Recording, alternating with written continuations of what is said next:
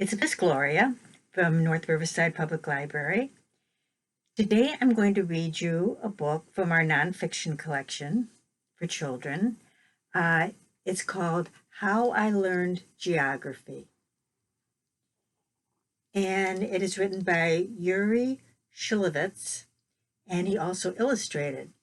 This book is based on his memories of being a child in World War II, devastated Poland, and how he escaped with his family to Russia and lived very poorly with almost nothing, and how he found hope and inspiration in his life. So I think it's really a good story. This is a picture of him. This is the only picture he has of himself as a child because they had nothing. Okay, How I Learned Geography.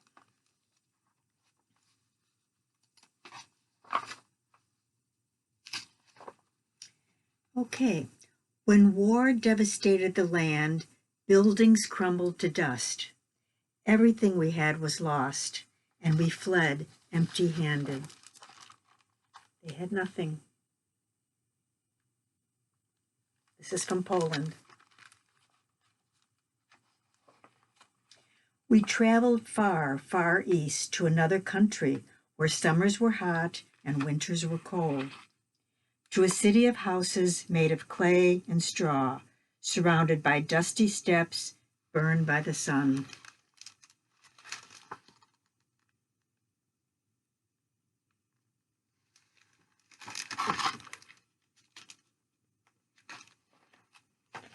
We lived in a small room with a couple we did not know. We slept on a dirt floor. I had no toys and no books. Worst of all, food was scarce. One day,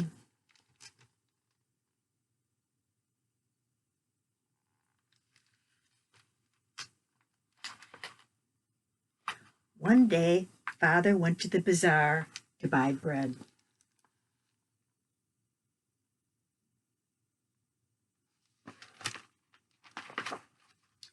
As evening approached, he hadn't returned.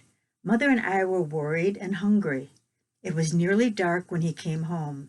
He carried a long roll of paper under his arm. "I bought a map," he announced triumphantly. "Where's the bread?" Mother asked. "I bought a map," he said again. Mother and I said nothing. I had enough money to buy only a tiny piece of bread. And we would still be hungry, he explained apologetically. "No supper tonight," Mother said bitterly. "We'll have the map instead."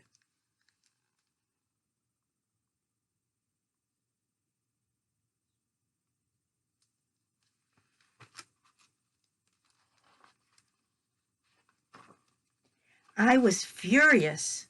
I didn't think I would ever forgive him, and I went to bed hungry, while the couple we lived with ate their meager supper. The husband was a writer. He wrote in silence, but oh, how loudly he chewed.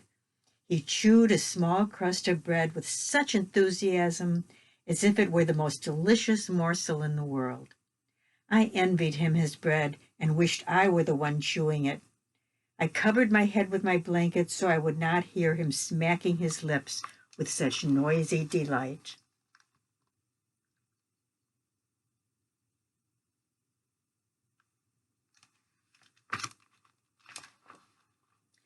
The next day, Father hung the map. It took up an entire wall. Our cheerless room was flooded with color. I became fascinated by the map and spent long hours looking at it, studying its every detail, and many days drawing it on any scrap of paper that chanced my way. There it is. How beautiful.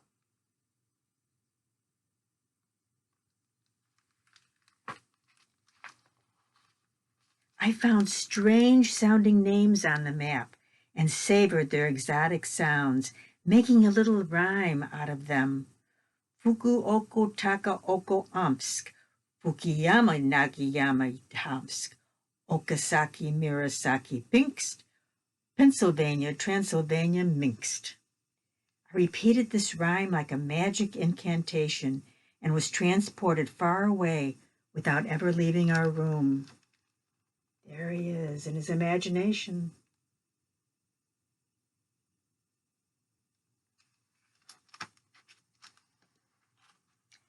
I landed in burning deserts.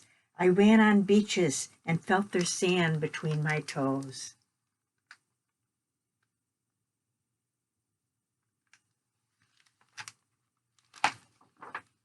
I climbed snowy mountains where icy winds licked my face.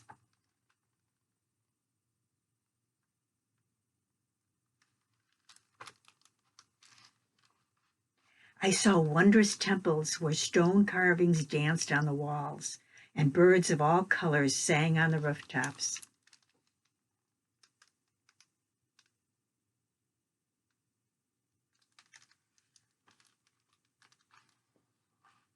I passed through fruit groves, eating as many papayas and mangoes as I pleased. I drank fresh water and rested in the shade of palm trees.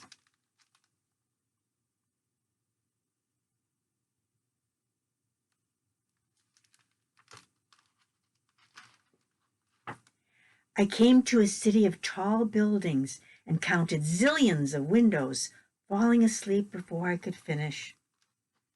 Zillions of windows. Could you count all those?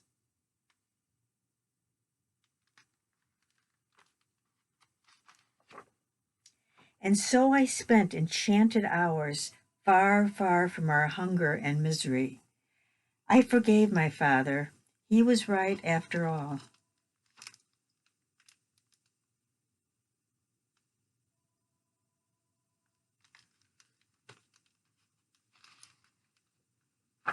The end. Again, this is a picture of the author as a young boy. This is one example of one of the maps he drew by copying the big map on the wall. And this is part of the illustrations that he started to do when he started to write. It's an interesting story. It's interesting because it's true also. I hope you enjoyed it, and you can check it out if you like. How I Learned Geography. See you next time. Bye-bye.